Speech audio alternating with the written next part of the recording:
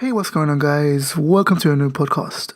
In today's podcast episode, I'm going to be sharing with you a particularly unique and, I think, hilarious story about when I was in Japan and I lost my mum. Honestly, I don't think you'll find anybody else in the world of the 6 billion people living on this earth who can share this story, apart from myself, because it's something that would, of course, happen to me, I think. And I was thinking of doing a video on this, but I think it's very much more suited to podcast format. So if you have some time and you want to have a laugh at my expense, this is the podcast episode for you. Now, what do I mean when I say I lost my mum in Japan? So this was actually during my mum's first day in Japan. She came to visit me while I was living in Saitama. On the way to Tokyo Tower, I wanted to kind of stop off at a temple. What was it called? Zejoji, something with a Z. It was the temple, kind of just adjacent to Tokyo Tower, and I'd never been inside it before. So I thought, wow, well, while I'm here, it wouldn't, be a bad idea to kind of stop off for 5 minutes, just kind of have a look inside, take some pictures, kind of just observe, because I like doing that sometimes. My mum didn't fancy that, so she kind of said to me, well, listen, if you go inside there, I'm not coming with you, I'll just go on ahead. So I'm like, well, I'm only going to be a few minutes, I'm sure I can catch her up. Alright, fine. She can see Tokyo Tower. I mean, it's a big, hulking, great tower. It's not very hard to miss. So I thought, okay, if you go to the entrance and wait for me, I'll join you. So I go in, to the temple, take a few pictures, kind of walk around for a bit. Probably spend about, 5-10 minutes in there. Now I go outside. I go to Tokyo Tower, the entrance, expecting to see my mum there. Except she's not. It's like it's like, what? Like, where are you, mum, mother, mama, mummy? Where did you just suddenly disappear to? Bearing in mind, my mum has no Wi-Fi on her phone, no internet kind of data access. It's her first time in Japan at this time.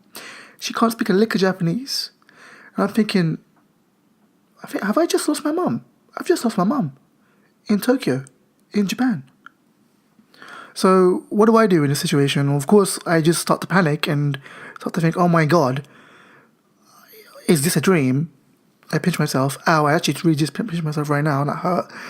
No, it wasn't. And I'm thinking, what should I do? Where would I go? So here's what it is. I ended up taking like a absolute kind of journey, a trek, all around the kind of surrounding area, so the adjacent train stations. I went inside and outside Tokyo Tower.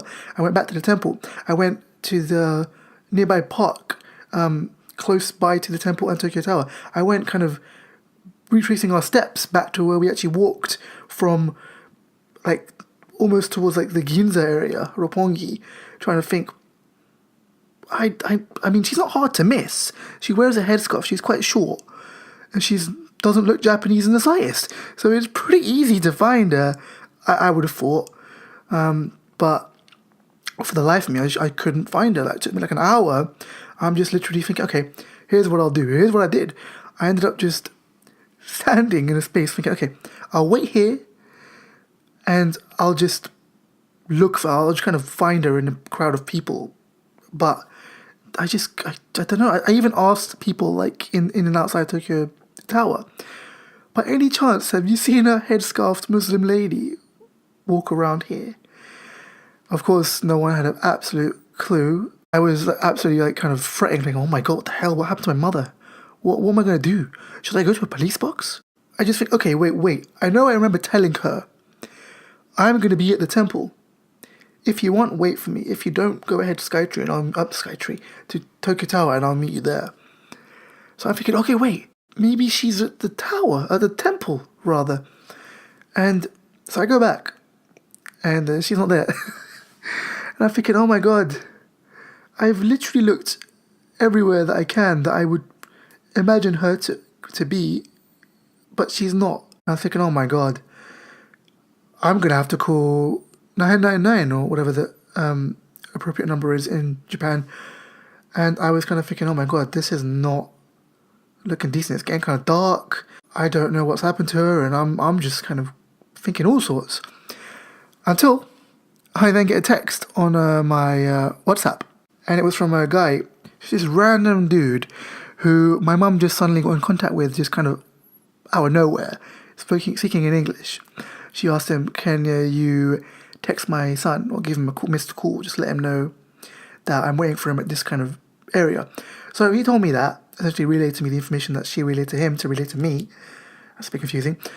And so I was thinking, oh my god, what are the chances? So I ended up rushing back. And she was waiting for me, the cheek of it all, she was waiting for me right outside the damn temple entrance. And I'm thinking, oh, if you'd done that at the beginning when I asked you to give me 5 minutes and I'll be right with you, this wouldn't have happened. But then, if it didn't happen, I wouldn't have this interesting and funny story to share with you guys. So in the end, I managed to kind of track her down. I kind of flipped my lid a little bit because I was like, where the hell were you? Do you know how I felt, how I was feeling, knowing where the hell you gone? I didn't know. What the hell? Now I know actually how a parent feels if their child kind of goes missing. So I kind of felt that reverse. I was just like, I was so relieved to find her. And do you know what it was? The funny thing, we ended up making it to Tokyo Tower, and we ended up actually arriving just before sunset. So we got the absolutely perfect kind of sunset kind of view of the surrounding kind of Tokyo area. It was beautiful, and I've never actually seen that myself. So to kind of have to share that view with my mum was really, really special. It kind of felt like a reward, like a reward for all the kind of aggro and having kind of lost each other and kind of found each other again. And I think if we'd kind of not had that kind of incident, I would just kind of shown her a nice kind of plain daytime view of Tokyo and wouldn't have been able to see kind of a special kind of sunset rather. And I think that was my first ever kind of sunset view I'd ever seen in Japan, like very properly. And I'm thinking, well, you know what? After all that, I got something, that I can kind of remember the day by. I mean, I remember it by the instant, of course, first thing. However, it was really nice to kind of be like, taking pictures of my mom and just kind of take pictures of the actual view itself. And yeah, so I guess it wasn't all for nothing, is what I'm trying to say.